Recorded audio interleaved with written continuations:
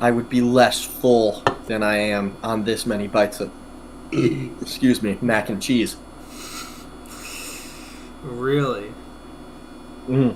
Why does It's filling. It's one thing that they don't tell you. Mac and cheese is more. Well, I think mac and cheese in general is gonna be more filling than. Would you say an apple?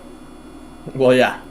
Because it's like a real, like, it's a bowl of. Well, of course. Also, it's a bowl of mac and cheese. You have one apple. If you have a bowl of apples, you're probably gonna be more full. Like yeah, a but bowl like of per bite, applesauce. the nutrients. Like it's not the carbs, it's the cheese that gets you. Yeah, I don't know. I don't care enough. I don't know if I care enough about that. Full. Like yeah, a but like bowl of per applesauce. bite, I'm a big mac and cheese enjoyer. Are we live? Yeah, we've been live. Oh, hello, people of Earth. Hello. Oh, and you're streaming. Let me pull this up. Yeah, duh. Okay. All right, welcome in. It is July 8th. We hope you had a great 4th of July. Very exciting time. Drank some beers, ate some burgers, some dogs, some bratwurst. Tried to catch some fish. Failed at catching said fish. Mm-hmm. Caught nothing. Was there for a while. Yep. Couldn't quite reel in anything, but hey. It happened. You got to sit on a patch of grass with the gang. Patch of grass. Now, before we get into Mike Brown and the NFL division previews, I want to bring back a little segment called Small Victories. Philip White. What do you mean bring? Philip White, Wait, hold hold on. Pause. Bring back. Huh. That's every time. You can't say, "Oh, I'm bringing something back," even though we've done it. No, we every didn't time. do it for a couple episodes. We totally did. You just forgetful Taff. I don't know. No. Yeah, you're tripping. We didn't do it last week. Cam, if Cam Thomas is in the building, he can vouch. I don't think that would be the case. And also, I'm very confident that we did last week. You know what I mean? I know what you mean, but I disagree. Because What do you mean disagree? What we did? Because I remember right after we got off the podcast last week, I was like, "Oh, we didn't do any of the segments." What do you mean? What do you mean? What do you mean? I mean, we didn't do Any of small those victories. I'm gonna. You know what? There's gonna be a small victory right now, and it's gonna be me punching you through this computer screen. It's gonna take just. I'm just gonna go right through and get you. Ugh. I have a great small victory. Okay. Get this, Philip White. You remember what we were talking about a week or two ago, and you posted a short about it? Yeah. What's up? What about I being got sick? my ID. Uh-huh. That's a small victory. Okay.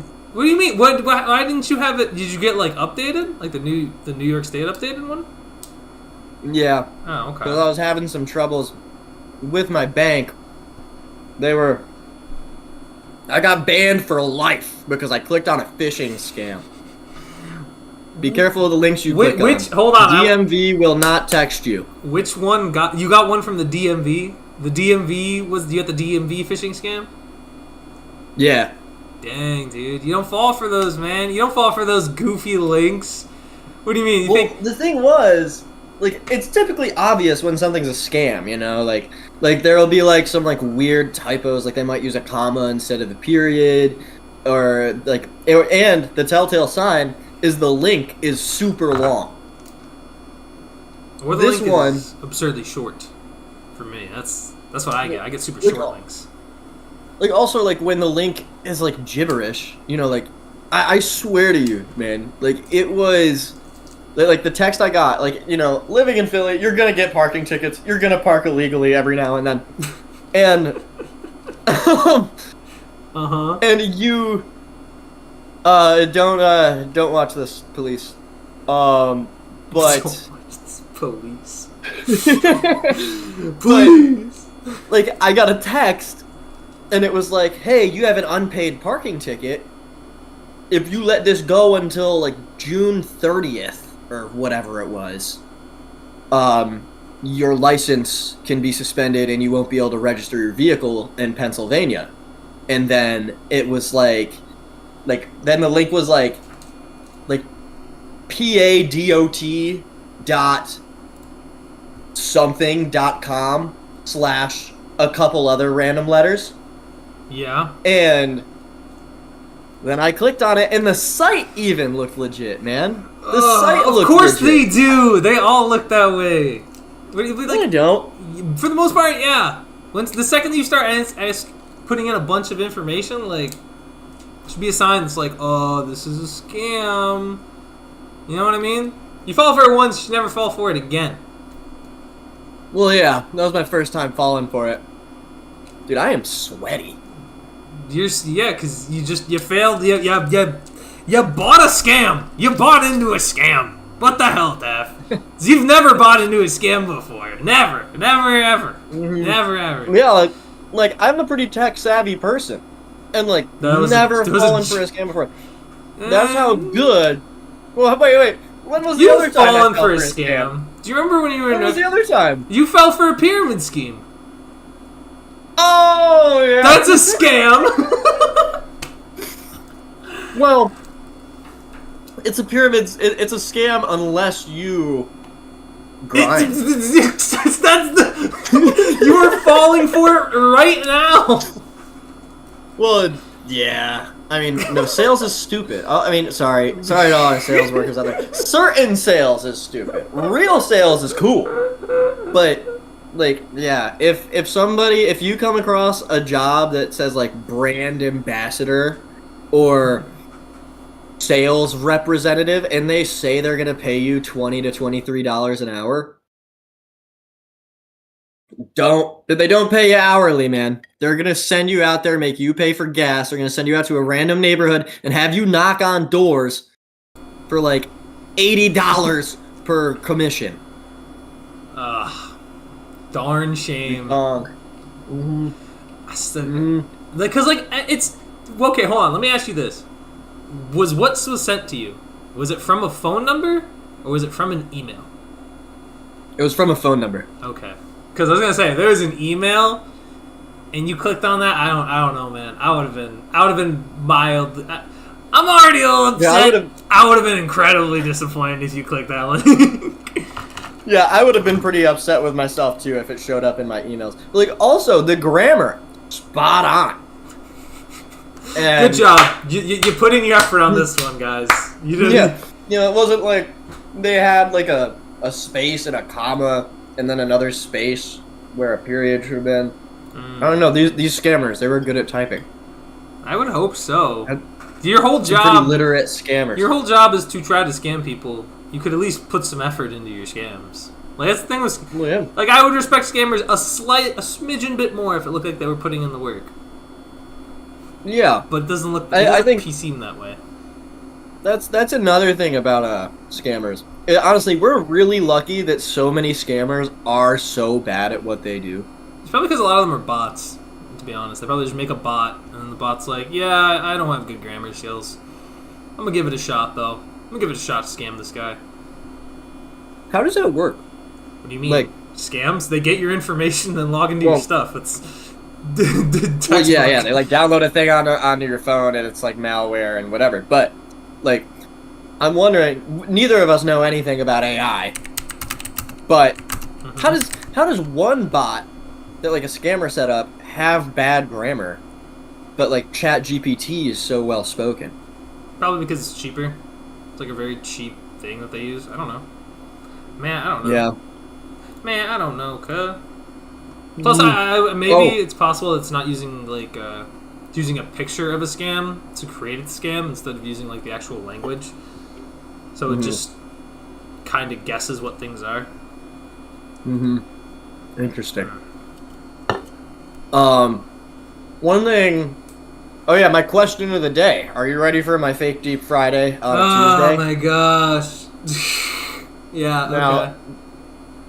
This one, previous ones have had, it's been subjective. This one has an objective answer. What came first? The spaghetti or the fork? What? Do you know the answer? Yeah, I do. I looked into this. You know the answer. Which came first, spaghetti or fork? Yeah, what came first, the spaghetti or the fork? I don't know how I thought of this, but I was Why is walking this? the other day and Hold I on. thought of it. I want to know why this is something you thought of to begin with. Like, what was? I don't know. Like I was walking and I had a glass of water, and it was a really hot day, and maybe I was thinking about the dinner I had last night. Because, like, I remember, like, I thought that to myself, and then I laughed. I was like, why did I just think that? And then I, like, registered that in my head, and I was like, oh, man, I can't forget that. And I forgot what made me think it. Is it not obviously the fork? Oh, well, it's a trick question. No, it's not. How can it be a trick question in any way? Spaghetti. You're referring to specifically spaghetti. Mm-hmm. Yeah, the fork had to have come first. If I had to guess, the fork came first. You are correct, but why is that? here's the thing. What? But the first fork ever, it was made around like the 4th century or before that. I can't remember, honestly. I remember the more important detail of this though. The more important. Okay. Let's hear it. Basically, the first forks ever, they were not spaghettiable forks. They were closer to sporks, like little spoons with like ridges on the end of them. And only about 50 years before spaghetti was invented did we get forks that look like our classic 4-pronged forks. Yeah. So, my theory is spaghetti would not exist without the advancement of the fork. No. Yeah. I don't think so. I guess maybe, like, the existence of spaghetti may have been inevitable, but I think the status of the fork definitely influenced this. Sure, but I still think people would have made spaghetti at some point. Like, I don't know what to tell you, man.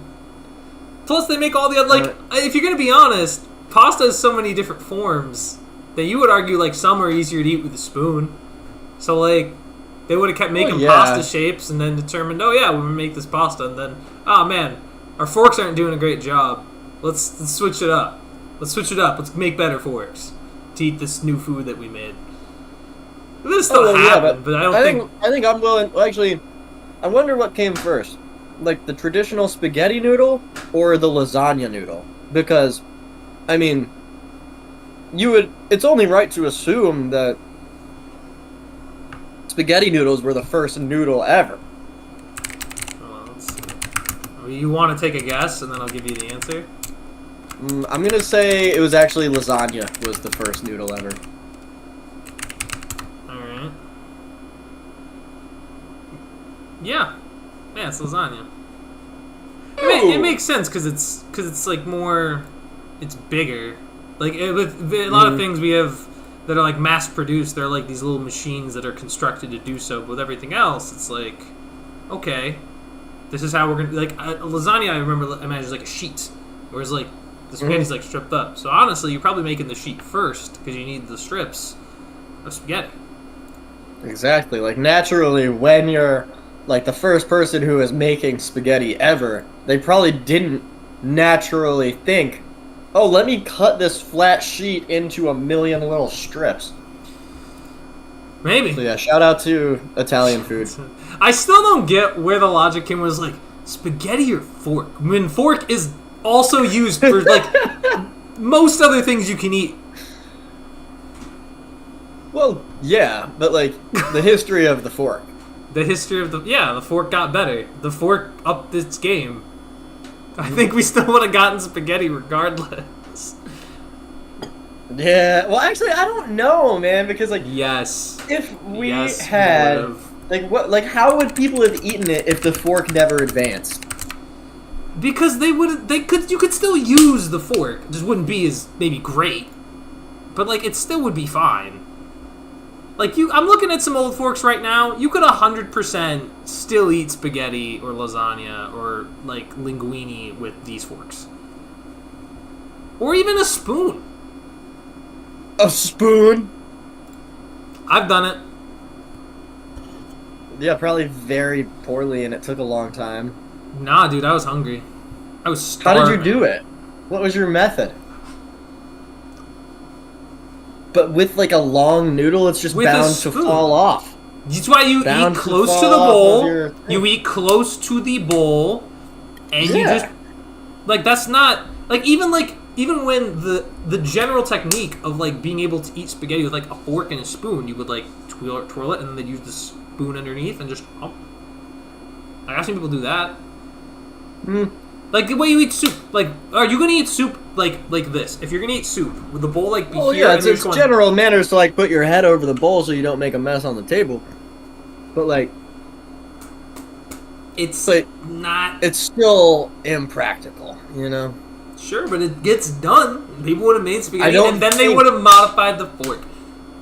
I think if forks didn't exist, and they tried to make linguine or traditional spaghetti, angel hair, whatever, they would have made it once or twice and been like, nah, this is too hard to eat. I can't eat it with my hands. It's too messy. When I eat it with a spoon, it always falls off. So they would have So, changed like- the fork. That's the solution. Would they though? Like, what if the person Yes! that made the person that made Yes! spaghetti for the first time was like, let me just break into the fork industry? Like, no, I don't think it. What? It would have happened. It would have happened. You are giving the fork way too much credit right now. Way too much credit. No, Absolutely I too think much the credit. fork deserves its flowers. The fork has enough credit. Okay? This is like trying to give like Michael Jordan like 2 or 3 more championships and like, oh, but what happened if he would have won in this year? No, he doesn't need anymore. 2 or 3 Doesn't need more. anymore. No, I'm Doesn't need saying he anymore. wins like a second defensive player of the year with this. Maybe less. You don't need it. He doesn't need it. Doesn't need This it. is like if he won sixth Doesn't man of need the it. year on the Wizards. Nobody- He's like, also, you know, we know and love the fork. You know, it helps us cut steaks and whatever. And but also the fork is responsible for the invention of spaghetti. Oh, that's awesome. Shout out to the fork, man. No, it is. No. How is the fork in any way responsible? This like backwards ass way of thinking, like, oh yeah, dude, fork totally the reason spaghetti was invented. No, it's not. I can't. You can chat. What do we think? What do you mean? There's dog. There is What? There is no way you can tell me right now. It's just, how are you crediting the fork with the invention of spaghetti? It doesn't. I just don't understand it. Why can't it just be invented because people found a cool pasta and then decided to eat it? Because also pronged forks were invented about 50 years. there were still 3-pronged before- forks. You could still eat with a 3-pronged fork in the 12th century. You can still eat with a fork and twist it and still eat spaghetti, even if it's not modified to look like it is now. Well, but let's say, theoretically, forks aren't real. No. And do you think if forks ceased to exist, we would have spaghetti? Chat, let me know in the comments. But below. we did have Smash forks. that like button. We did have forks, and they still would have been able to eat spaghetti with those 2 forks. You know what? Fine. We're gonna go out. We're gonna find some. The spaghetti that we know and love is dependent on forks. Sure, fine, but I don't think the change from the whatever fork we had before, which I think was like at minimum 2 prongs, to what we have now would have made any difference in how you eat spaghetti. It still would have been edible, it still would have been made, it would have been eaten, and it would have been delicious, because it is. It is delicious. And did not need the fork to gain 2 more arms to do that. I think so. You trying to eat spaghetti with a 2-pronged fork?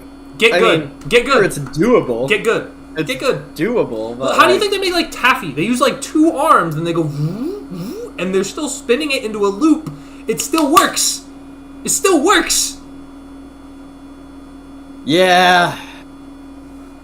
I don't know. Let me guess. Let Agree to disagree. Guys, let's agree. Let's agree to disagree. What do forks have to do with how taffy is made? Because when you're eating... Okay. When you eat, like spaghetti, you stab it into the pasta and you're twirling it, right? You're twirling it to get as much pasta on the fork. With the way taffy is made, they use like the similar like little rotating system of this spinning like 2 prongs, and it's getting wrapped up around the 2 prongs. It is the same concept, just on a grander scale.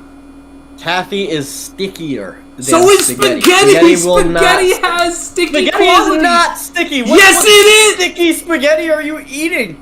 Y'all ever throw pasta against the wall to see if it sticks? No, you eat it. Dude, but that's where that saying comes from. That is where that saying comes from, dude. Oh my gosh. No, that's not like sticky enough to be wrapped around a fork. A 2-prong fork. Buy me a 2-prong fork. I eat a whole plate of spaghetti in 10 minutes. 10 minutes is too much time. 10 minutes? What? That's a normal rate at eating food. You're kidding me, right?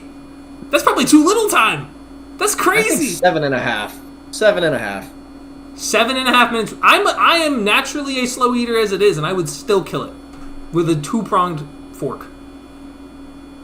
Okay, we'll do it. Yeah, and you're gonna look real stupid when I be balling out and eating my spaghetti. I'll tell you right now. I think you're gonna be. Plate will be gone. I'm looking for.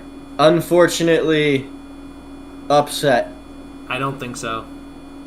Mm-hmm. No. Rudely awakened. It's not gonna happen. By the horrors of the 2-pronged fork. There's no horror to it. Spaghetti would have still been invented, despite the progression of the fork. It would have been fine. And I can't believe that I have to explain that. I can't believe this. I can't believe this. No, I'm a big spaghetti fan. I can't believe that I have to explain this to you. You know, I feel like we should. Jay Bradbury, where are you? I want to hear some third opinions on this, but I will buy a 2-pronged fork. And you're about to, and I'll make you a plate of spaghetti, and you can see if this has sticky qualities, and it 100%, if you're capable of eating it. If it had no sticky qualities at all, then it wouldn't even hold up on a 4-prong fork. There's a certain level to which it is, in fact, does have gripping qualities. No, it doesn't have gripping qualities. Well, it does have some minor gripping qualities, but when there's so much space between 2 prongs on a fork, then you wrap more. You just wrap more pasta. Yeah, it's got, that's what I'm saying about the 4-prong. It squeezes between the prongs, and that's why it stays there. It's not slippery. Dude, maybe if you put some olive oil on there, enough. I am telling you right now. I'm looking at these 2-prong forks, bro. You're so done. The only one that maybe. Can you pull up some of these 2-pronged forks? Here, hold on. Here, let me see what I got here. I'm gonna go to this actually, and then I'm gonna show you what I'm referring to, because this is ridiculous. Where is window capture? Boop. I'm just gonna call this forks. I'm just gonna call it forks, dude. Look at this. Okay, this is what I'm talking about. These forks, right now, this. Look at this lineup of forks.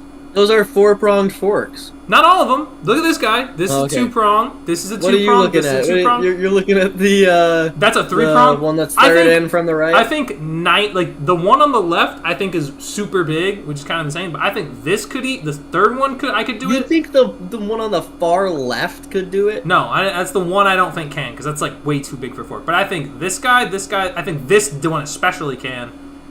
I think this dude can. I think pretty much all of them except this guy that's really tiny and the guy that's really big. Everything in the middle will 100% work.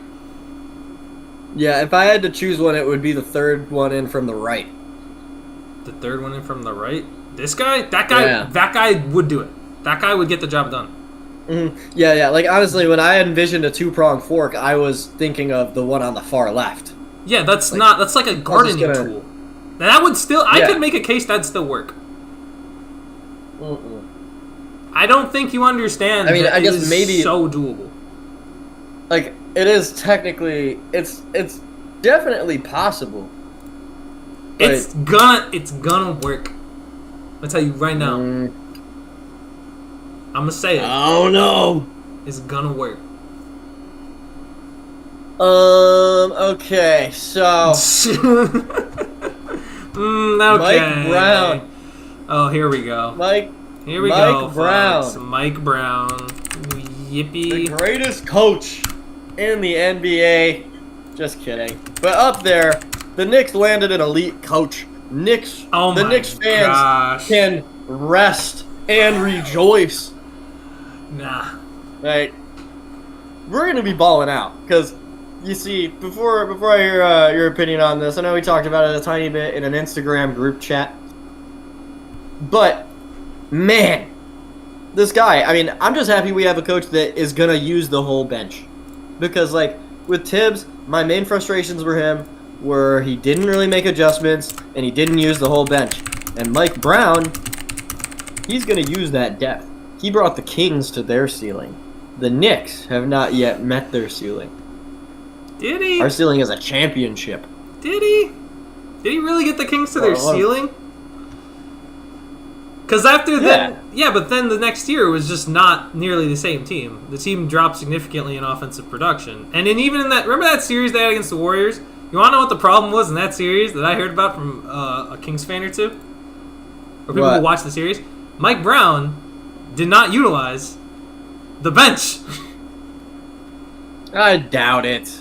I mean, the Warriors are just crazy with it in the playoffs. They're like a bunch of old. They took them to Obi-Wan 7 Kenobis. games. They could have just played the bench and probably have won that series.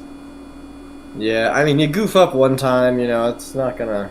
Oh, so you not gonna define your whole career. Also, like, they're both 2-time. Like, Thibs is the 2-time coach of the year, and Mike Brown's 2-time coach of the year. Like, I think there's more similarities. Isn't Thibs 2-time? Not one with the Knicks, but he won it somewhere else. I'm positive. Did he win one with Chicago? I thought he only won it once. No, I think he won it twice. Let's see. But like, they're the same. Coach, I don't think this is like an improving move. Significantly, I really don't. I think it could have been like, honestly. Oh, he has won it twice. The only thing I see is that maybe the offense is a little better, but I think you're asking a lot. And the only and again, I say it every time. The only reason that y'all are getting away with this at all is that there are two superstars who are not going to be playing next year in Tatum and Halliburton. It's the only reason. That's not true, because there's going to be a year after that where Mike Brown is still the coach. Yeah, but if you don't win it next year, like with Mike Brown, then how are you going to win it at all? Because my logic is this: if you can't win it again. If you can't win it in the East next year without two of the biggest superstars in the conference being hurt, and then those stars come back the following year at even 80% health, how the East is going to be the weakest. Not even that it has. Not only the weakest it ever has been. It'll be the weakest it'll ever be. Yeah, I can't believe. I guess I can believe it. It sucks. Halliburton's going to be out for confirmed the entirety of next year. Yeah, it is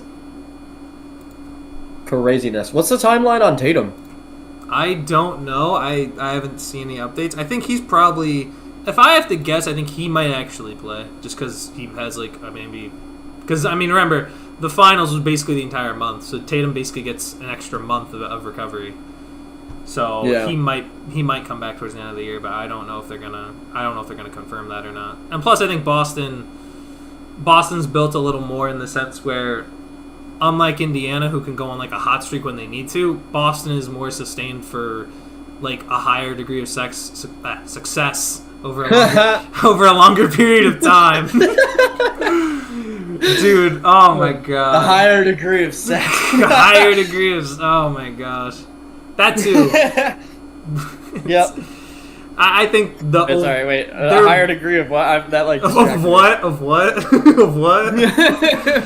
A higher degree of success over a longer period of time. Like I think Indiana, because remember a lot of why Indiana is good is because they got hot at the right moment. I think to keep that success, especially without your superstar, I think Boston's more equipped to do that than I think Indiana is, especially with Miles Turner going to Milwaukee. I think Ricardo's still good and they'll like sneak in like as a low seed, but I don't. Without Halliburton, I think it is going to take an impact, a huge toll on their playoff chances.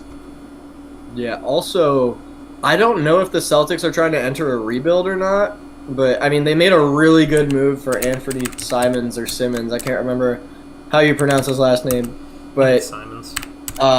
Simons. Okay.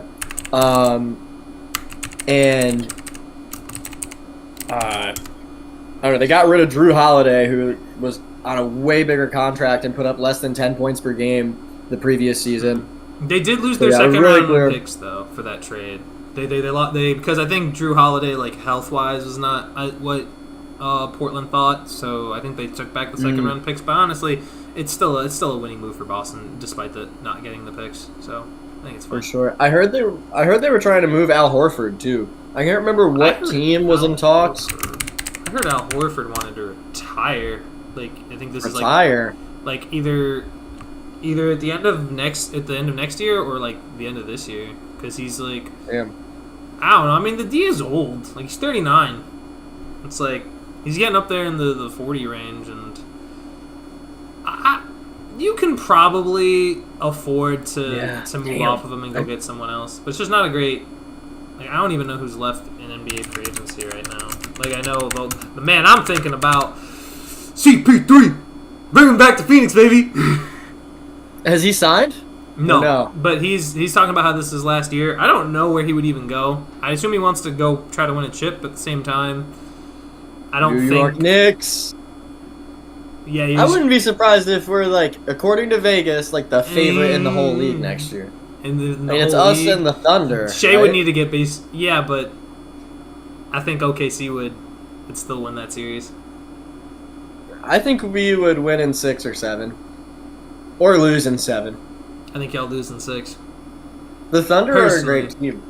But yeah, I mean, exactly. We also haven't seen the Mike Brown Knicks. I don't think the Mike Brown Knicks are going to be that crazy. I mean, I don't think they're going to be like a different team, but I think the slight necessary changes to make us an actual championship team will be made. And it's just stuff like being adaptable in a game. But I don't think Mike Brown is that different in terms of adapting in games than Thibs is. I mean, he's a little better. Very, like, famously not good at adapting during games. I don't know. I mean, Mike Brown's also underperformed in seasons where he probably should have done better as it was. That's true. I remember he was the coach of like the Cavs, I think, when LeBron was on the Cavs for a little bit, and he got run out of town because he was doing so bad. Well, because they got to a finals and they got swept, and then that's the most of a head. Like he's won he's won championships as an assistant, but in terms of as an actual head coach, I think he's been underwhelming for the most part. Yeah, dang. Well, it's his time to shine. With the Knicks, yeah. Sure. Yep, I believe it. Also, word on the street is LeBron might be becoming a Knick. You're gonna end up giving up too much for LeBron if you do that. That'd be my case. I don't think so.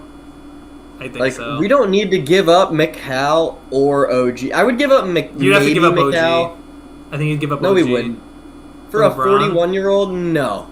Yeah. No. Because your picks are basically worthless. Like in my opinion. I don't think there's any picks you'd be able to trade for LeBron, and like I don't even see so many picks. We can just stop. Yeah, but like they're not necessarily good. They won't necessarily be like but like the value of a first round pick is drastically like anybody in the NFL can reasonably trade a first round pick because there's a little bit more parity in terms of the teams that end up being good and then end up being horrible. And then you have the NBA where basically you know who's going to be in the playoffs, and once you get past like pick 20, it's really hard to justify that those picks remotely matter in comparison to any other pick you could get. It does kind of feel like you're pulling a name out of a hat based on success. I mean, like, yeah, you have Nikola Jokic, a second-round pick. Actually, I don't know. You can get solid players. There are, there are busts as early as the first pick.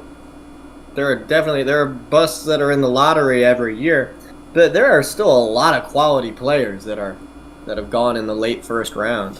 Yeah, but trading for those players, like the great example to me is like those picks need to be high round picks. Like to me, the value of a low round pick is it's nothing. It's next to nothing. Basically nothing. It's just so low in terms of a lot of the trades you see. That's why player inflation is crazy. Like Desmond Bane went for 4 first-rounders. Why? Because not just because player inflation's a thing, but it's because those picks aren't valued really in the NBA. They just aren't that valuable to a certain extent unless you actually know what you're doing with those draft picks, which in my opinion, LA doesn't. Like look at the Lakers draft picks over the last 10 years. A lot of their players they get through trades anyway. So I don't think there always been a market where players come in through free agency or trades, and they never really draft superstars. It's not really their deal.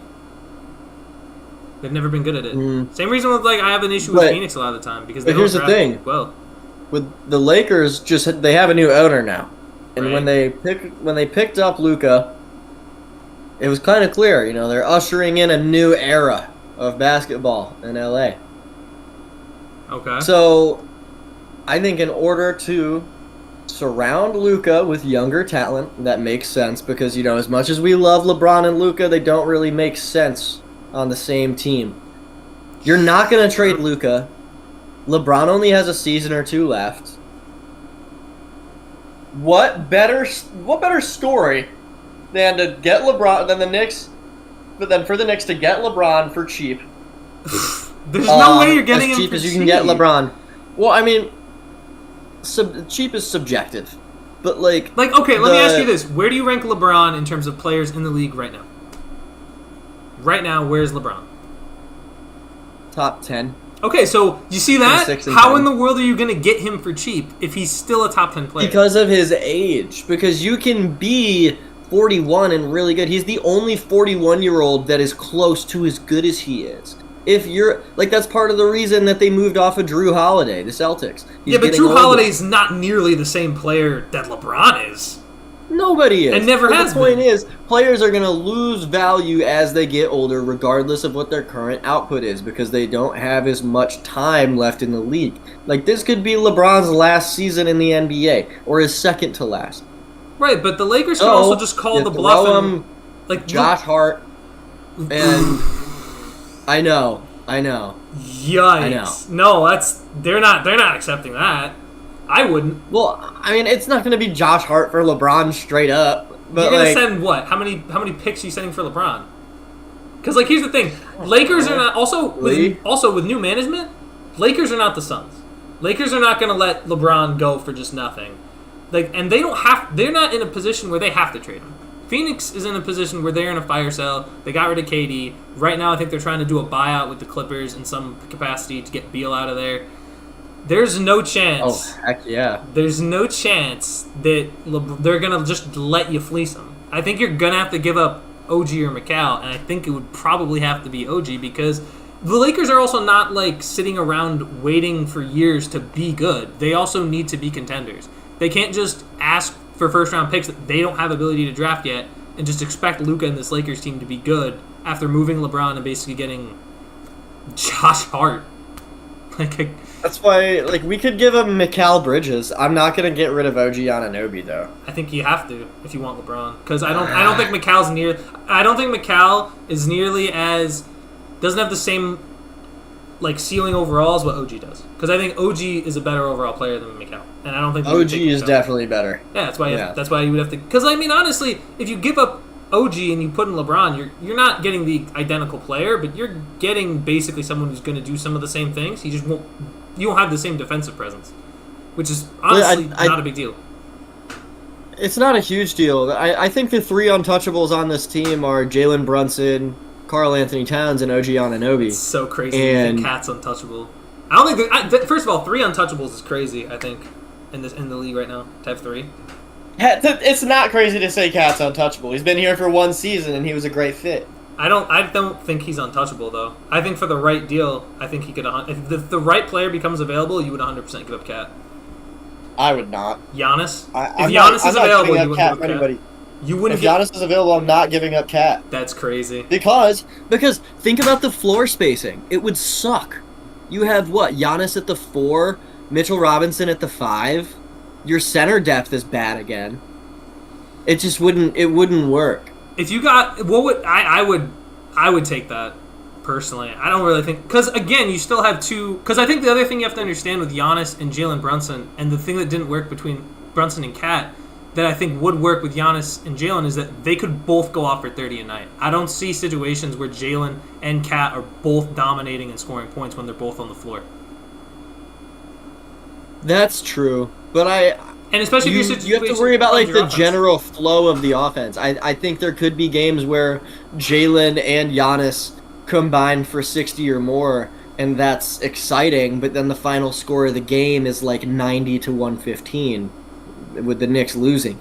Because, I mean, let's think about that lineup. You have Jalen, you have Brunson at the point guard, Bridges at the 2, Anunoby at the 3. Interchange the two of them, whatever you like, and then Giannis, and then Mitchell Robinson. The third, there are only 2 guys with a serviceable jump shot in that lineup. True. That just doesn't really work in the NBA today. I think that would be my fear with it. I don't think that's an issue because you can also I could also argue you could throw out Clarkson instead and take Bridges off, and I would run that lineup. Bridges coming off the bench is interesting. Because again, I've watched Mikhail's jump shot lately. I watched it a lot last year at the Knicks. It got worse. It was okay at times with Phoenix, but it looks way worse than it did. So yeah, it is so bad now. Like whenever he would shoot outside of the fourth quarter, I would be like, oh, that's not going in. And I was right most of the time. You could see it too. You could just see the arc of the ball just clearly go like leaning left or right. Like that's not touching rim. yeah, absolutely. Brickatron. But I still think Cat's not untouchable. I think the only untouchable there is Jalen. I think you could reasonably move around a lot of the other pieces because, like, even OG Anunoby is so integral to this team. Wait, go on, finish what you were saying. I mean, if you want to put untouchables on the board, to say that a player is untouchable into a situation, you can't say integral to a team, especially when so many players are swapped around and gone and fit into other systems and schemes. To say, like, if a player is not available, if a certain player is available that makes you an overall upgrade, like, the reason... I don't see... He is integral to this team. I don't see anybody coming in and replacing OG Anunoby on the Knicks and doing a better job than OG Anunoby. Then there's no way you would trade for LeBron, then. That's not true, though. You think they're not going to take... Oh, my God. Dude, this is...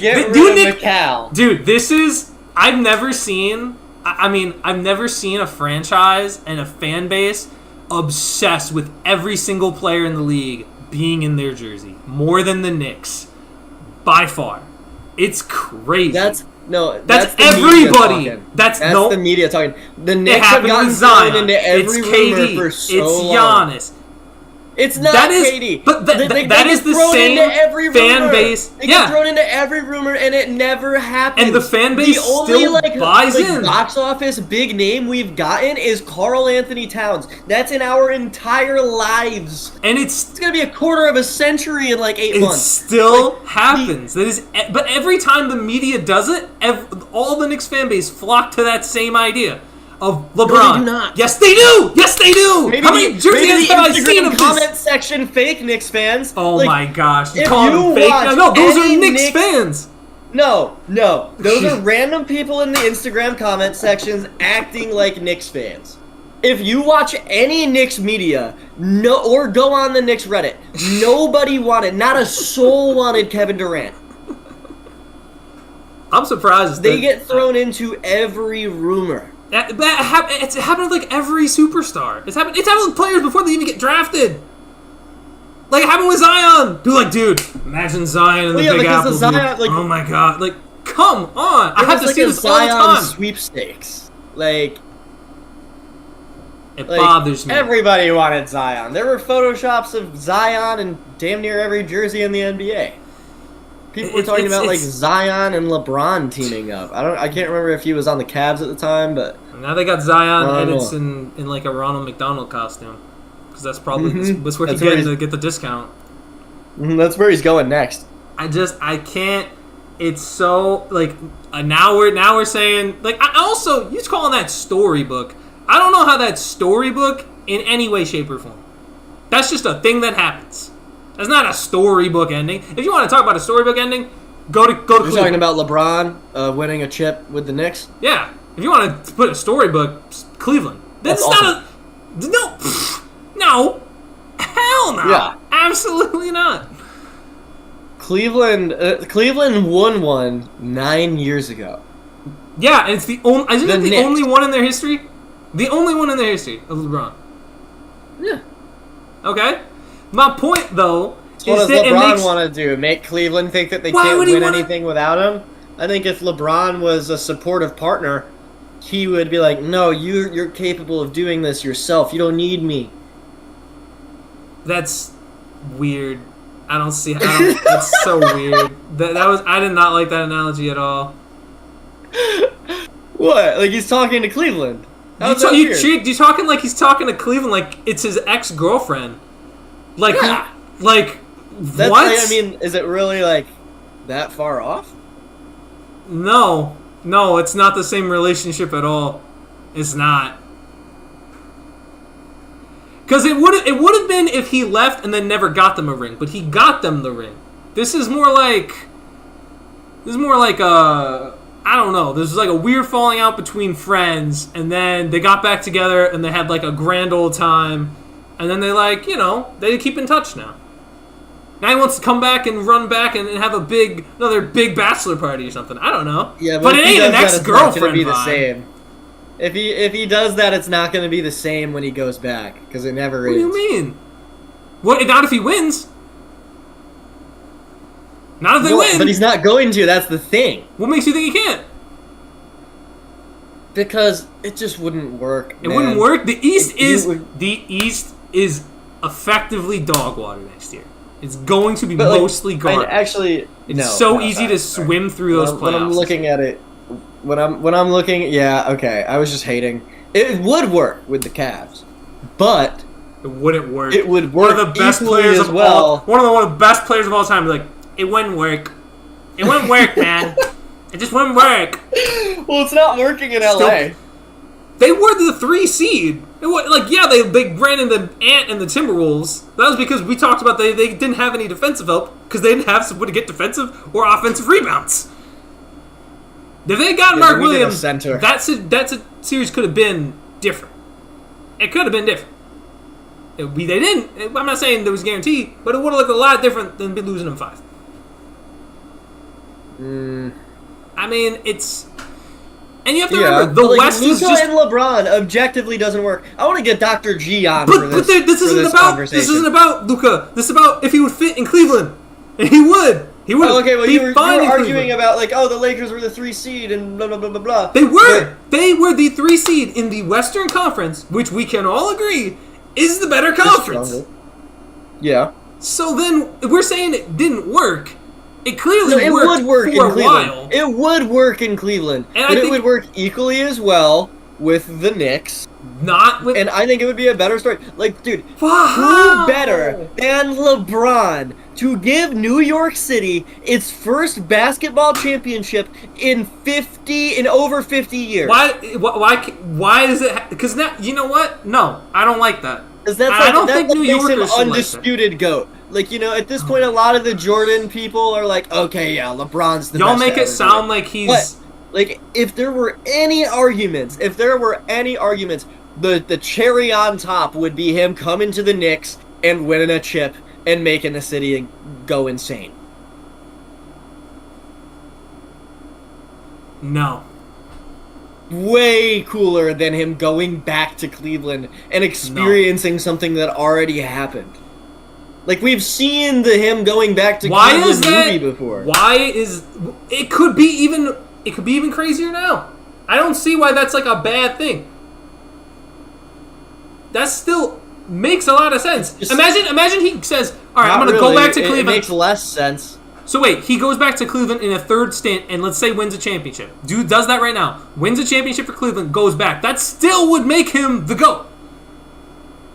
I don't understand how that it doesn't have in fact, as it would much make GOAT. It doesn't attribute to the GOAT argument as much. How? As a championship How? for the Knicks. Because we've already seen this movie. Okay, so when I'm explaining LeBron's career to you right now, tell me which of these sounds more cool and impressive and GOAT-worthy.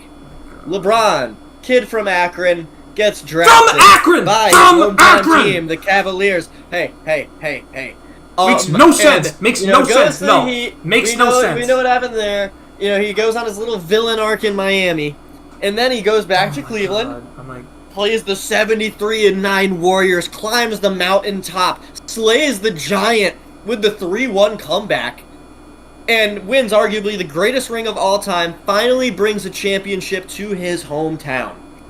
That is awesome. Yes. He then goes to the Lakers, wins a chip in 2020. Now it's looking like his stint with the Lakers is ending. Now he goes back to Cleveland and wins another championship. And retires. Cool. And retires. Retires a champion in Ohio, Akron, where he was born and raised, and ends up winning a championship and gets a second title to Cleveland. Which is, by the way, one of the most pathetic sports cities in general of all time. This is their crowning moment. Because if you want to talk about New York, whatever. New York at least has so much already going for it in general in their entire history. When Cleveland is the absolute boot stain of pretty much every single sports league it's in. Damn. New York has the Giants, who have taken down the Patriots in crazy stories. I know the Knicks suck and the Nets suck and whatever, but there's still like the Yankees and the Mets. And the Mets. Come on. The Mets suck. Cleveland and the Yankees aren't even that good. Though the Yankees have like the an New incredible York rich Liberty history. aren't that good. The Yankees The have Liberty? a rich history, but yeah. You haven't watched WNBA then. What are you talking about? Are they good? Bro just said, Liberty aren't even good. Like, bro, come on.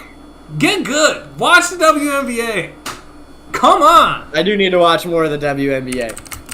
But, I don't know, but imagine this, okay? LeBron's whole career up to this point, all the stories and whatever. Now he goes to New York. That's the such team with the 53-year championship drought as of next year. So I guess as of today it's 52. But it would be 53 years by the time the Knicks win the next championship. Mm-hmm. And so LeBron, the Knicks fans, they are insane. They're feral. They are ready to go absolutely haywire. You saw what it was when we advanced to the conference finals. Mm-hmm. Oh my God, it was insane. LeBron has a chance to etch himself into yet another basketball team's history with going to the Knicks. Hilarious. And I think also it's the more exciting opportunity for LeBron. But there's a certain point where LeBron is also at a point. Okay, let's think about this from a logical perspective for LeBron James. Okay. The individual. Remember what he said. Rings don't matter, man. Rings don't really matter, So why would he want to leave LA at 40 years old when he's already got his family saddled and already up? He's playing with his son. I mean, if you're gonna take LeBron, you got to take Bronny too. You got to play him in the rotation. Yeah, you do. Because in my eyes, and I honestly, I'm being dead ass. I think LeBron would retire if he didn't get Bronny. If we don't take Bronny, he retires. 100%. No, because I think at a certain point, LeBron would not do that. I think at a certain point, he wants to finish his career with the Lakers. I don't think he wants to even go to New York, even if there's a chance of the ring, based on everything that I've seen from him. What are you doing? What are you trying to read? Do you need glasses? The battery. I do need glasses. You didn't charge. No. I did charge it. My charger's right here. I thought for a second that my laptop wasn't charging this whole time. Because the battery looked kind of like the low battery sign. But, nah, we're chilling. My God. Mm-hmm. Alright, whatever. Just So, go yeah, chat, let us know if LeBron... That was also my reaction to you saying, like, oh, you think LeBron's gonna go back to the Cavs? Like, man, we've seen this movie before. Dude, what is why is that such a bad thing? It makes a lot of sense. Born and raised in Akron, in Ohio, retires wins a chip with the Cavs, and then hangs it up. He takes one of the worst sports cities and gives them the shining glimmer of, like, the beacon of hope. Like, this would be their Statue of Liberty. You know how New York has Statue of Liberty? This would be Cleveland's Statue of Liberty. They're just going to make a giant LeBron James statue. Yeah, and I don't think LeBron wants to be the Statue of Liberty. I think he wants to be the guy who brought a championship to his home state, and that's What? LeBron would if there was a giant statue as big as LeBron ain't saying no. He's not saying no. He's gonna look at them like he won't say yes either. Giant statue as big as LeBron. He won't say yes or no, but he'll just go like, "Hey man, do what you want. Do what you want, man. I trust you. You got my full support." You'll say what you says. Be like, "Hey man, do whatever your heart's speaking to you. You know, do what your heart says. You know, you do one of those. Yeah, follow your heart. Follow your heart, man." And they built it. I think LeBron's heart says go to New York and win a championship with Jalen Brunson. You know what? That's so funny too, because even if, let's say hypothetically that happens, do you know what everyone's gonna say about the Knicks now? They only won because LeBron joined. Yup.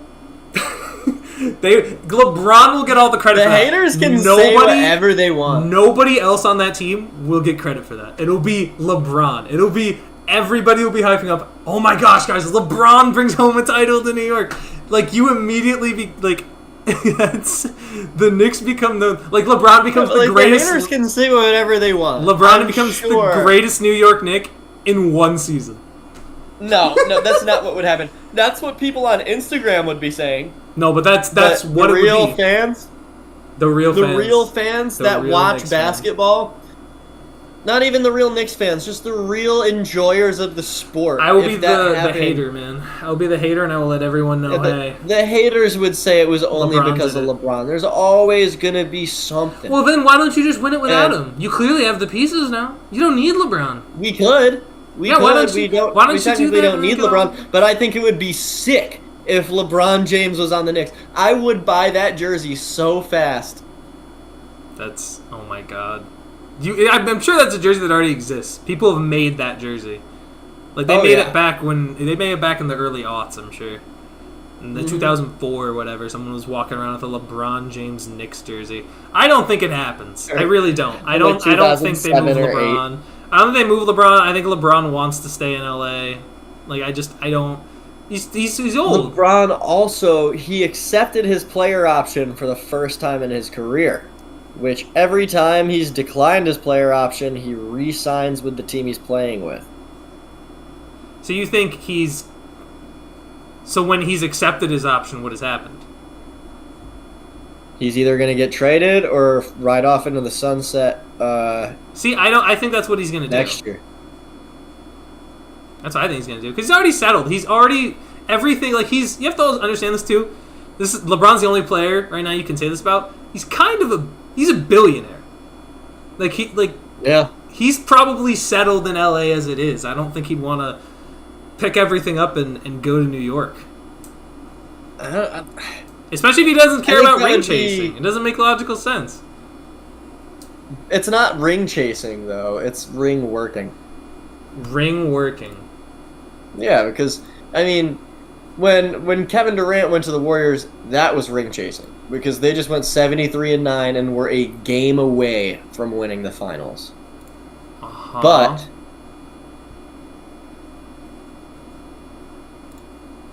LeBron, on the other hand, going to the Knicks. The Knicks aren't that crazy with it, you know, as crazy as the 73-9 Warriors were. So yeah, I don't know, man. I don't know what to tell you. I don't see it. Did not update the title. What the heck? All right, whatever. It's not gonna happen. What'd you say? It's not gonna happen, and B, if it's gonna happen, you're gonna have to give up OG. Those are my takes. You don't have a choice. Mikal's not good enough. Mikal's not good enough. Mikal and Josh Hart. No, absolutely not. Oh my God, no. And a handful of picks. Boom. You don't. No, that's not. You're gonna have to give up OG. You got no choice. Because they're gonna call your bluff. They're gonna call your bluff and say we want OG, and then you're not gonna get him. Because you're trying to do, you'd be trying to fleece him there. That to me would be, in my opinion, that's a fleece. Because I think Josh Hart is way more just a utility player, and I think Mikal Bridges at this point is just overrated for what he is. Oh, I lost you. Hello? Hello? I'm talking. Okay, overrated for what he is. There we are. He's overrated for what he is. Yeah. Like, yeah. But like, what if he can come back? What if he was an all-star next year? That's what we tell the Lakers. Come back from what? How long have we been going for, Philip White? We're going for about just over an hour. Just over an hour so far. Hold on, I'm trying to. Very cool, very cool. You wanna tell me about Martavis Bryant real quick? Martavis? It's Martavis, first of all. No, it's actually Martavis. Do not ever say that again. I am not happy with that. What you just said. I can't believe you said that. Because his parents loved Spartacus. Yeah. Martavis Spartacus. Nah, dude, that's... Martavis, cousin of crazy. Spartacus. Nah, dude. No, so Martavis Bryant... He has lots of hair in his armpits. Okay, stop that. Stop that right Martavis? now. Marvelous Martavis. No. Whoa. Nope. I'm not a fan. Not a fan. Not a fan of what you're saying here, alright? Yeah. Not a fan of what you're saying here. Alright, well, who is so, this? Martavis Bryant. Hold on, I'm sorry, I was looking at, I had to fix something, it was making me upset. Anyway, alright, so Martavis Bryant is, first of all, pretty good wide receiver. He played for the Pittsburgh Steelers, and then he got traded to, like, the Cowboys, the Raiders, whatever. Had problems with staying on the field in suspension, but oh my God. This man, Martavis Bryant, was wide receiver 2 to Antonio Brown. He could have been wide receiver 1 on most teams. Because I'd be watching this man make Landry Jones look like he's going to be the next Pittsburgh Steelers franchise quarterback. He was the guy. He was catching deep balls. He'd get the ball in his hands. He was a tall, big guy who would make defenders miss like crazy. He was putting moves on legendary defenders like Charles Woodson. The ball in his hands. Damn. He was just like, imagine Tyreek Hill, but like, hold on, how tall is he? I gotta double check. So like, I'm not gonna say he's as fast as Tyreek Hill, because Tyreek Hill is wicked fast. Martavis Bryant was a speedball deep threat. Imagine Tyreek Hill. And he was a big guy too. Slightly slower, but he's 6'4". Dang. Think about crazy. the How is this guy not like insane? Because he was pretty good, but then he like smoked a lot of weed when weed wasn't allowed, and they were like, get him, get Martavis out of here, Martavis. But Martavis is addict smoking weed. But Marty's that guy. I tell you what, Marty is that guy. If he was playing, shout out to Martavis. Shout out to Martavis. What's this like weird song though that you made me change? Gosh. Oh, False Alarm by The Weeknd. Oh, it's yeah. a great song. Resonates with me a lot right now in my life. It's a great running song or a gym song. When I'm listening to it, I imagine like somebody like a big Zumba class going insane. Just going, well, do a Zumba impression then, if you know what you're talking about. You're like, she's a false alarm. Hey. So like that's how the song goes. But like if I was to Zumba, it would be like, actually I don't know. I don't really know how to do a Zumba impression. It's like Roomba, but with a Z. That's Zumba? That's just... What, is Zumba just dance? Is this what they're doing in Zumba? Dude, it's... Well, yeah, sure. I mean, I don't know. Why don't you... We'll have to ask, but you gotta go to a Zumba class. Yeah, we should go to a Zumba class and give it a review. No, I don't know about we. You down? You can go to a Zumba class. I'd be down to try it. I would not. That's all I got. I would not go to a Zumba. Why not? I wouldn't. Honestly, it's not a question of why or why not. There are probably some baddies at the Zumba class. No, it is a lot of... I think pretty much... I think 90% of people who go to Zumba are already in relationships, married, have kids. One of those. It's one of those. That's true. I feel like a lot of the people at Zumba are often married. might be stereotypical for a Zumba meet, but hey, my mom did Zumba, so that's when I think of people who did Zumba, I'm thinking my mom, and I'm like, no. My mom also did Zumba. No. For a while. While I was alive. Yeah, no Zumba. Yeah. You can do Zumba. You do Zumba. I'll give it a try. Okay, let me know. Well, like, why don't you want to do Zumba? I just don't feel like it. Oh, okay. It's like weird. It's like dancing aerobic stuff, and I'm like, no, I'm good, man. Yeah, it's like I would rather, I would rather like play tennis or something because like it's like workout dancing, right? Right. It's interesting. I wonder what the appeal is. Like, what makes Zumba like hype? I gotta find out. Yeah, you'll go find out for us? I'll do it. Oh, there was another... Oh, yeah. Yo, Phil, I was thinking about this the other day. That, like, my argument... it's like, when we were arguing about, like, oh, would you rather never be sick again? No.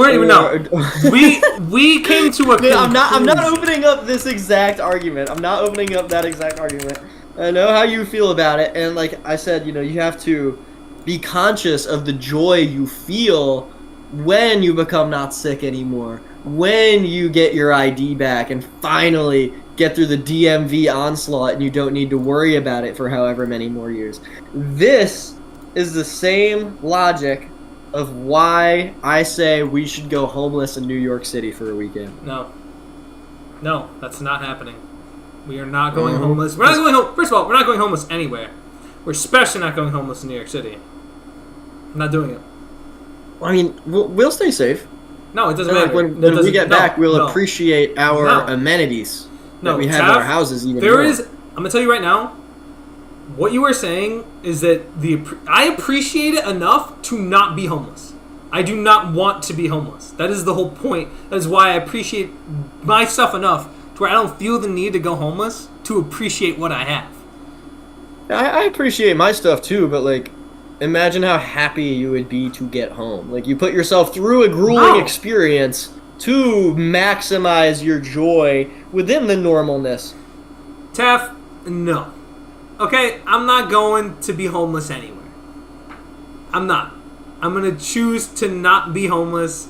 There is no real benefit to this. The benefit you've made, it's just not real. It's just not real. Y'all hear this guy? It's not real. He's never been homeless before, huh? I'm not trying to be homeless. People talk about homelessness. It sounds like it sucks. I'm like, you know what? Yeah. Don't think I'm gonna do that. I just don't want to. Yeah, being homeless does sound like it sucks. So Maybe we could just watch like a documentary on homelessness or something. I don't need to watch anything more about homelessness because I already know that homelessness sucks, and it sucks so much that I don't want to be homeless. Which is why I'm not going homeless. I'm not going to go homeless with you. Yeah, I don't really want to be homeless I don't understand why this came from you having your ID. Like, you got a new ID, you got your ID. It's the same thing, like, you get to feel the joy from just having your ID. Feel the joy from being in your house. Feel the joy from being able to walk. Being able to walk. Oh, let's try Taff. You know, it's a great idea. Let's break both our legs. So that when we can go out and walk again. Like, that's the logic you're using right now. Man, I wish I appreciated walking more. Well, I mean, I wouldn't break my legs because there can be, like, my own damage from that. There can be, like, permanent damage and being from homeless, that. So, like, I wouldn't do that. Being homeless, there's no way something bad can happen while being homeless for a week. There's no way anything could be realistically bad enough. Not a week, 48 hours, 2 nights, 1 weekend. You don't know what can happen in 2 nights in the street of New York with 2 random people who are homeless on New York. I'm not trying to do that. You really want me to... Like, where are we going to sleep? We going to sleep in the alley, in a dumpster? No. Oh, no, we could sleep in Central Park. Really? You want to sleep in Central Park?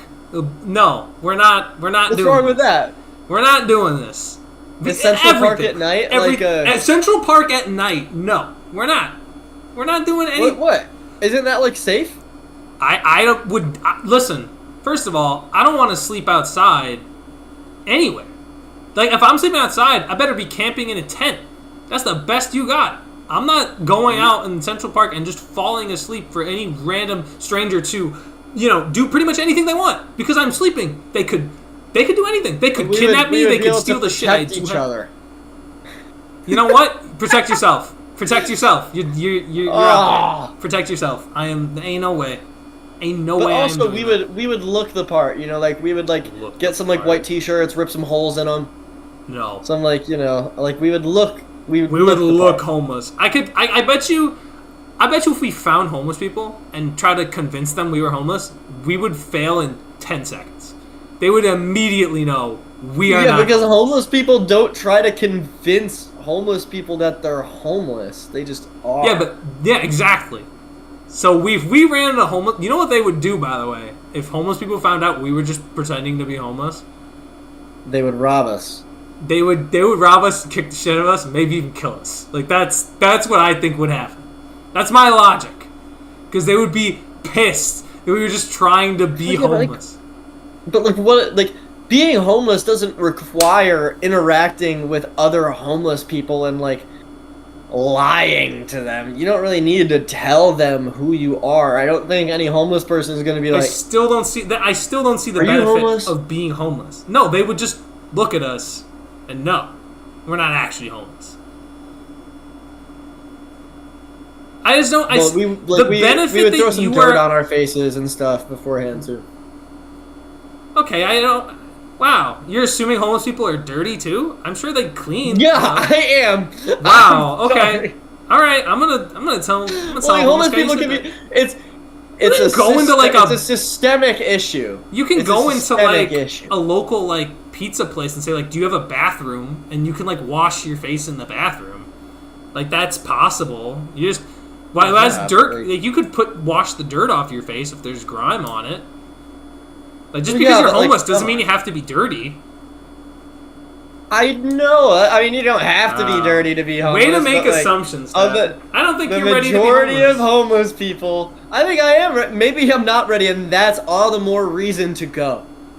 Taff, if you go homeless, I'm gonna say it right now. I'm saying this right now in case anything happens. Do not go homeless. If you go homeless, I am not responsible. I am not responsible for anything that happens to you. I'm not going to do this mission solo, Philip White. Well, then you're not doing it then, because I ain't going with you. You can find you can find another. Harry will go with me. Yeah, Harry will go with me. That's no. There's. I bet Jay would go with me. I can think of 3,000 reasons why that's okay. Why you would not? Why you shouldn't go homeless? I will jot them all down and have them ready for the next episode, and you can read all 3,000. Yo, chat, did y'all hear that? It sounded like he said should go homeless. No. If you go homeless... 3,000 reasons. Why you... A book. 1,000 reasons why you should be homeless. If you saw that book... If you saw that book, you wouldn't believe it's real. If that's the case, then you probably shouldn't go homeless. Yeah, it's probably not a good idea. You say that, but I know you're gonna try to find some way to do it. I mean, to be honest, I commit to the bit so hard that I don't know. I feel like it would make us more thankful for what we have in our everyday lives, though. I'm thankful. I am thankful that I am not homeless now. Okay, I don't need to be homeless. Yeah, but I don't need to be homeless to prove that point.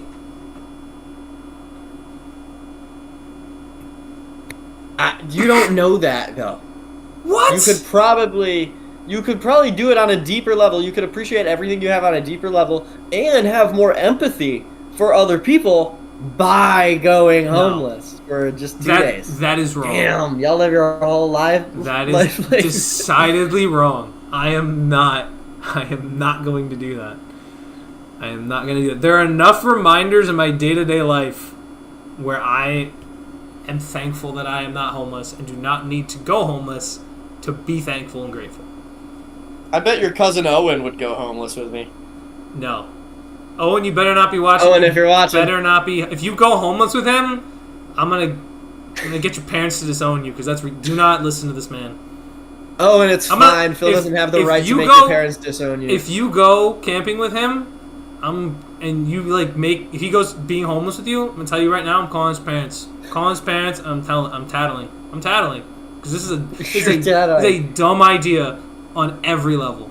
I bet every level is bad. Yep, because I'm dead serious. Look, man. I think no. When we're out homeless in New York City and you're like, oh, damn, that looks so fun, I want to go, we're going to say, sorry, the train has left the station. Too late. I'm not going. You'll be homeless with somebody else. No. I'm going to tell you this right now. You go homeless, I don't even know. I really don't know. But I will be very upset if you go homeless and don't heed the advice. Oh my gosh. Well, the world may never know. The world knows being homeless sucks. That's not the question here, though. I don't know. We can continue. Does being homeless actually suck? Find out next time on Primetime with Taff and Phil. Damn, Phil took the glasses off. That might be the first time in podcast history. I'm so upset right now. I'm so upset this is still how he's so upset that he couldn't even. I'm so upset this is my face anymore. This is still a thing that you are convinced that going homeless for 48 hours, forget 48 hours, for any period of time is a good idea.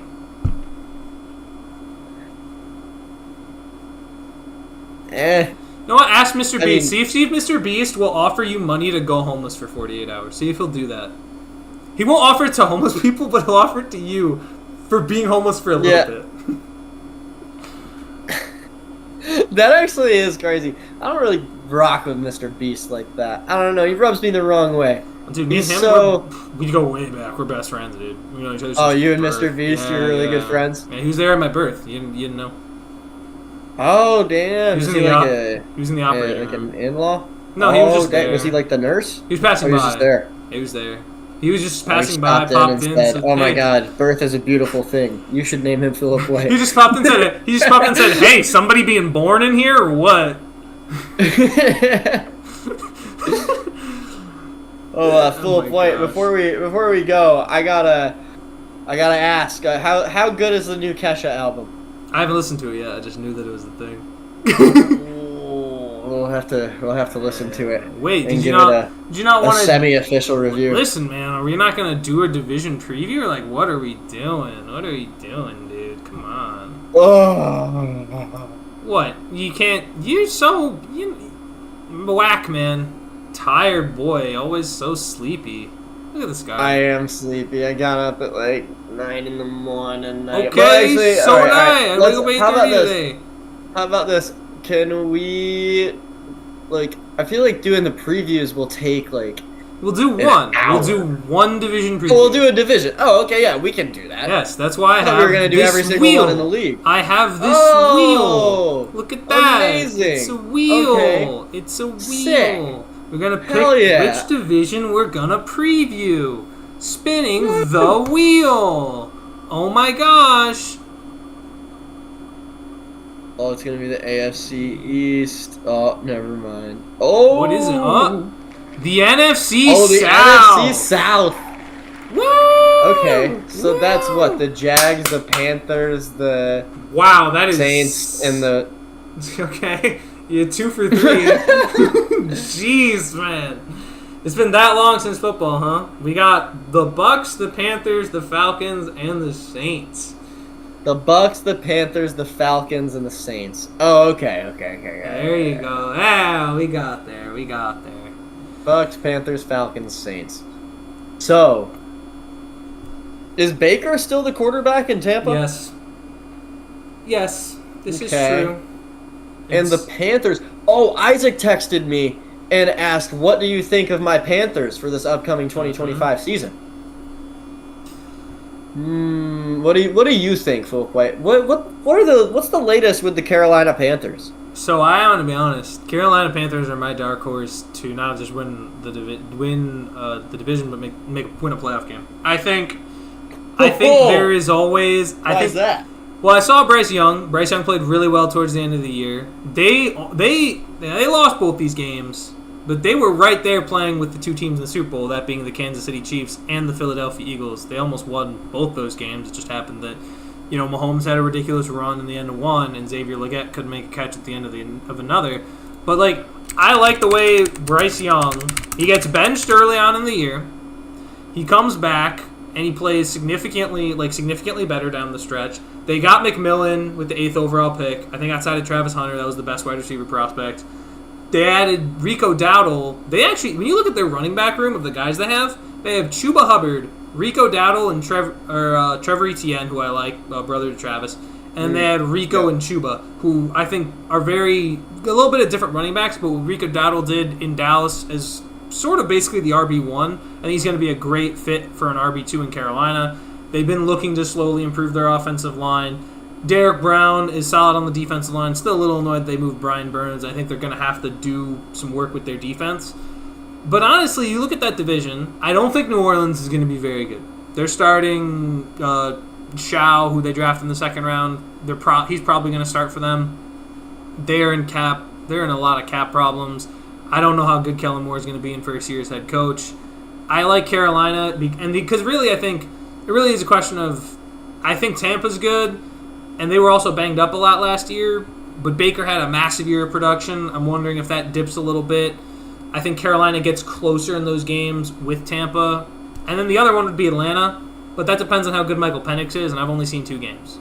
So yeah, I think it's going to be a rough year for the Falcons. Really? I disagree. I think they'll still be good. I think they'll still be around 500. I don't know, man. They were good I think last it's going to be the Bijan show.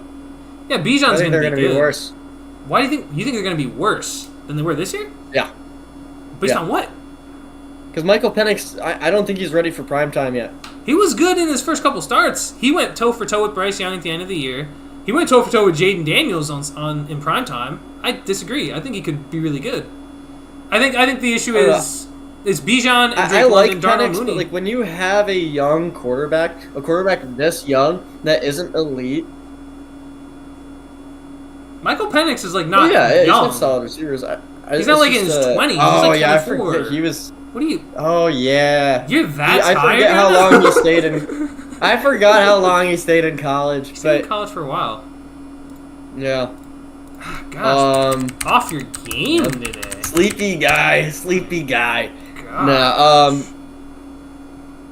but I think I have the Falcons coming in last. Actually, wait, no, the Saints. Saints are definitely coming in last. That's my guess. I think Saints finish last. I think Carolina will be winning the division as my upset. Because honestly, the upsets that are being talked about in the league are New England's a dark horse team, or Chicago will make a change. I don't think Caleb Williams takes a big enough step in year 2, and I think Drake May is better than I think a lot of people are saying, but I don't think they upgraded enough on offense for them to actually compete for a playoff spot. So I don't know. With Ben Johnson coming in, that's going to be a huge help. So they upgraded the offensive line, but I've seen Caleb Williams, and people are saying he got sacked. He was under pressure so much last year. I don't buy in. I think there are still a lot of issues that Caleb has with sensing pressure in the pocket and being able to get rid of the ball on time. To me, it's that division too. You have to remember that's something that can be worked out. Yeah, but there were 3 playoff teams from that division. Pocket comfort. I mean, yeah, for the first couple games, he might feel better. He might be nervous, and then coach will tell him, and he'll realize in film sessions how early he's getting rid of the ball, permitting the protection actually is better. I don't think Ben Johnson. I think Joe Thuney also, they traded for Joe Thuney off the Chiefs. Here's the thing about trading for players on championship teams. If the Chiefs are willing to make that trade for basically nothing, what? Can you not hear me? Here's the thing about trading for players. What'd you say? Here's the thing about trading for players of championship teams. Good teams know when to move off players. I think there's a reason the Chiefs traded Thuney. They just don't believe he's at that level at this point in his career to be on there, so he might not be the same player he was in Chicago. And that happened when they moved off Orlando Brown. So I'm not saying that he's going to be bad. I just think there's I don't think he'll be on the same level. And the other thing is that division is insane. That division had 3 playoff teams. Jordan Love and the Packers are still good. Detroit's not going anywhere. Minnesota, yes, will be swapping off Sam Darnold from J.J. McCarthy. But do you really think J.J. McCarthy, if we know who Sam Darnold is, and he had one good year out of nowhere, I don't buy that J.J. McCarthy can't do similar things, even as a rookie. And the other thing to consider is all of the rookies were pretty good. Drake May, like, if you go and watch some of his tape, most of his interceptions were not remotely his fault. If you go look at what Michael Penix did in his short time, he was really good. Bo Nix led the Broncos to the playoffs, and then if we know what Jaden Daniels did. And after a certain amount of time, you understand, not all these quarterbacks can hit. Someone's going to be a bust. There's a chance it's Caleb Williams. I don't know if it is. It's probably going to be closer to maybe McCarthy or May, in my opinion, but I just don't. You think May? I have a lot of faith in May. Not with well, if they don't upgrade their pieces on the offense, because I don't think Diggs is enough. I think Diggs tearing his ACL and being in his 30s is not the ideal wide receiver one to have. It's better than what you had, but it's like you still need to do a lot more in that receiver room and on that team to really make an impact. So for me, I'm looking at Penix. I think Penix and the Falcons have a lot of offensive talent. They have Bijan. They have Drake London. They have Darnell Mooney. They got, I think, the best linebacker that they could have in the draft with their pick. I forget his name. I'm going to look it up real quick. Just so I don't... Dude! Hell yeah. Sorry! It was Jalon Walker, the Georgia linebacker. And, like, Georgia players are just yeah, good. that guy was a beast. So, I think it's going to be between those 3 teams. I think Tampa should still be the favorite, rightfully so, considering their dominance in the division over the last couple of years. Mm-hmm. But if Bryce Young plays the way he did at the second half of the last year, I think that's Carolina's division. Yeah, I could see that. If Carolina, with that running back room they have... Oh, wait, can you hear me? Yeah. Okay, with that running back room they have... And Bryce Young, if he keeps up his growth. All right, so back to the running back room. With Dowdle and Chuba, that's going to be immaculate. And then you also have... who's the stud on the Panthers defense? Used to be Brian Burns. The defensive lineman is Derek Brown. He's in the secondary. Oh, J.C. Horn. J.C. Horn. Yeah, I like the Panthers. I remember last year I'd always root for them, and they would break my heart by barely losing, like with that Xavier Leggett drop. You were rooting for them against Panthers. The Eagles? Your favorite team? The Philadelphia I wasn't a Philadelphian Eagles? yet. Oh, okay. Yeah, sure. You're just a Philadelphian right on their run to the Super Bowl. What'd you say? You're a Philadelphian on their run to the Super Bowl, folks. Well, yeah, I didn't move to Philadelphia yet. It actually wasn't even confirmed that I would. Whatever. Not a real. I'm as real as Eagles fans get. I've been a fan like my whole life. Whatever, man. Whatever. I don't buy it. And then speaking of the Bucks, though, I still think even if they don't win I still think there should be favorites to win the division. I'm gonna have Carolina as like a surprise pick, but Bucks are gonna be good. They're gonna get Chris Godwin back fully healthy.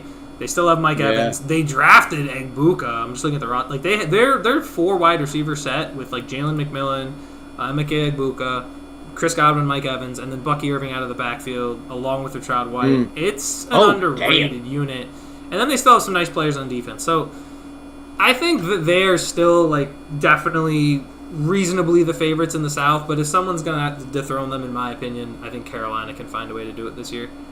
But that being said, Bucks will still probably make the playoffs, as at the very least as a wildcard team. Give me the Panthers.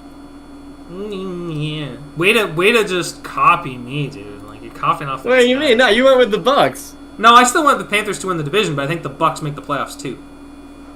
Oh. Copying me, dude. Jeez, what do you think you're doing? I actually invented rooting for. I actually invented picking the Panthers to win the division. No, you didn't. So. No, you did not. And then it was huge. The one consensus among everybody is that the Saints are definitely finishing last, which is the Saints are going to be awful next year. The Saints are like annoyingly bad right now. Yeah, they were basically hoping that they'd win a title, and then they dug themselves into cap hell trying to do that, and now they don't have many. Like, they don't have a whole lot that I'm really super excited about with them. Like, I don't think unless Tyler Shaw is like literally Jesus Christ, and even if he's that, I don't think they even go undefeated. They'd get like 10 wins. I just don't. I don't see it. The best part about the Saints, honestly, they have one of the best player names in the NFL, which is Will Clapp. Will Clapp? Yeah, Will Clapp. That's great. But outside of that, I mean, I like looking at the roster. They just have so many old guys, like older, kind of like veteran guys that like these are guys should be looking to compete for titles or like being part of like bigger rosters and teams. And it's like Cameron Jordan, Alvin Kamara, Tyrann Mathieu. I mean, I guess it's only like 3. 5 years DeMario ago, Davis. that team would have been insane. DeMario Davis, yeah, they have like the washed all-stars. Not necessarily washed. I mean, I think they could still play decent roles on winning teams despite their age, but it's just like you're on the Saints. Yeah, so that's not enough to be your first unit. Yeah, I think Saints is last. I think it's Falcons 3, Bucks in the 2, and then Carolina shockingly comes out of the division win. Carolina, boom, dude. Shout out to the Panthers Nation. Oh my gosh, just like this is watching you right now.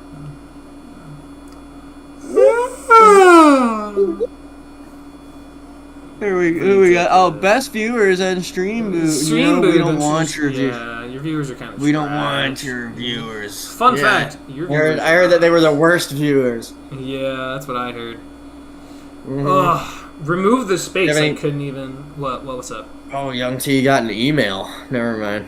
I was gonna say, do we have any messages for the people? Drink coffee every once in a while. That's my message to you, dude. How are you exhausted, man? How are you so I can tired? tell you. No, I didn't. It was rhetorical. You don't want me to tell you? Rhetorical. Drink coffee. Well, all right. I'll tell you anyway. So I woke up at about. Well, guys, it's 7:44. We got about an hour. We've been live for an hour and a half. It's been real. It's been fun. It's been real fun. It's been super fun. Yeah, and this guy. Next time I'll tell you. Next week, or if we go live again this week, I'll tell you about why I was so tired today. Yeah. You'll hear the story next time. Next time. Because Phil won't let me, but I will tell you. Because you shouldn't be tired.